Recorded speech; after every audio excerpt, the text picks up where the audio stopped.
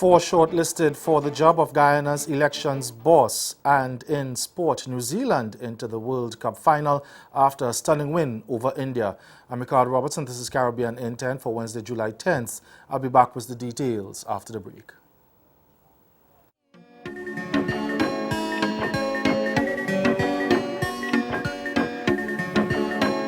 Welcome to this year's 50th Caribbean Broadcast Union Assembly on the island of San Andres. San Andres is a small archipelago located in between Jamaica and Panama in the western Caribbean Sea. A lush, exotic island rich in culture, history, gastronomy, and breathtaking scenic views. Known for its beaches and seven-colored crystalline waters, the island of San Andres will be proudly hosting this year's event. CBU members will enjoy top-of-the-line accommodations for an unforgettable experience in San Andres, connecting Caribbean nations through this year's 50th edition of the CBU Assembly.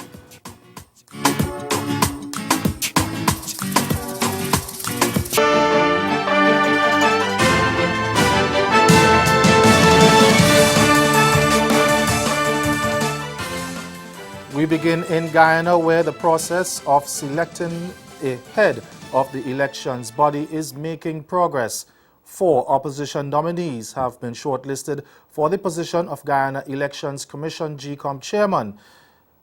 Opposition leader Barak Jagdeo had proposed 11 names from the 18 he had submitted 2 years ago, which President David Granger had rejected without giving reasons, before appointing retired Justice James Patterson to the post yesterday at a second meeting to hammer out a replacement for Patterson, who resigned on the heels of the Caribbean Court of Justice ruling that the process used by the president to appoint him was flawed and unconstitutional. The list of 11 was whittled down to 4. For the 11 names, the 4 are shortlisted, 2 are under active consideration, and 5 have been rejected with reasons given. Director General of the Ministry of the Presidency, Joseph Harmon, who led the government team at the talks, which lasted just about 2 hours, did not reveal the identities of the 5 or the reasons for them being rejected.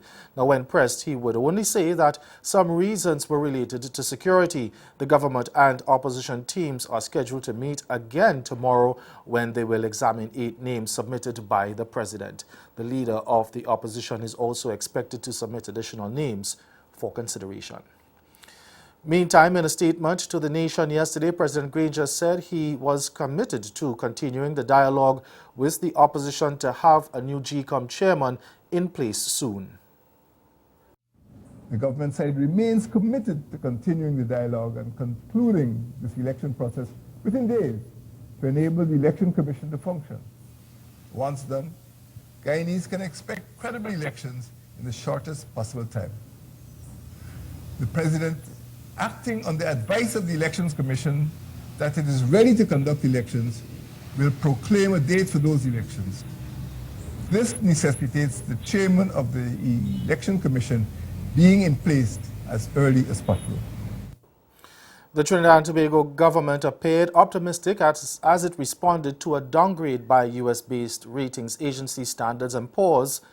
S&P lowered its long-term foreign and local currency sovereign credit ratings on the Twin Island Republic to BBB from BBB+, and affirmed its short-term foreign and local currency sovereign credit ratings at A-2. It said the downgrade was based on lower than expected energy production and economic growth, which it expects to weaken the government's base or revenue base and delay its plans to balance the budget by fiscal year 2020 to 2021. But speaking at a public meeting of the ruling People's National Movement last night, Prime Minister Dr. Keith Rowley said the drop by 1 level meant the country was still in investment grade.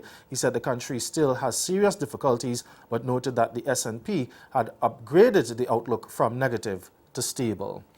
Over in Antigua, now embattled Indian businessman Mehul Choksi, who is facing extradition to his homeland, has appealed a High Court ruling denying him permission to bring in an expert to challenge the validity of the extradition request from India. His attorney, Dr. David Dorset, said his client had an application before the court to adduce expert evidence on Indian law as to exactly when it became lawful for India to make extradition requests of Antigua, but Justice Rita Oviletti denied the application.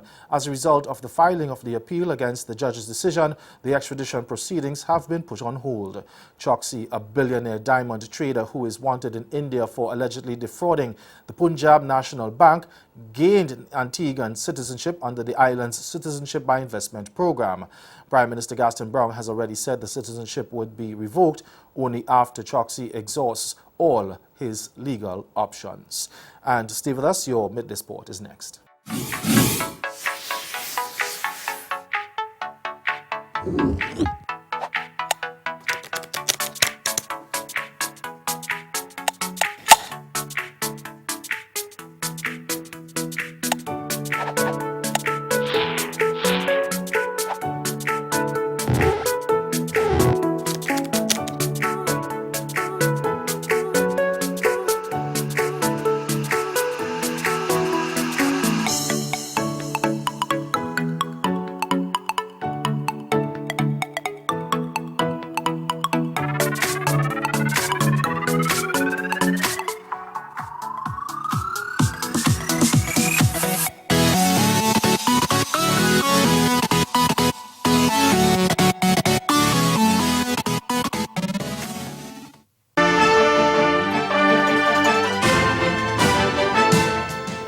New Zealand landed a second straight Cricket World Cup final after late half-centuries by Ravindra Jadeja, and MS Dhoni narrowly failed to make up for a devastating top-order collapse by India in its 18-run loss today. Now needing a meager 240 to win on the reserve day of a rain-hit semi-final at Old Trafford, India were dismissed on 221 with 3 balls remaining.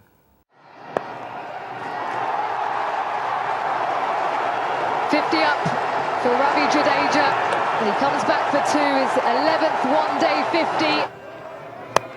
Jadeja goes and he goes well again. 6 more. He is on fire. Straight up.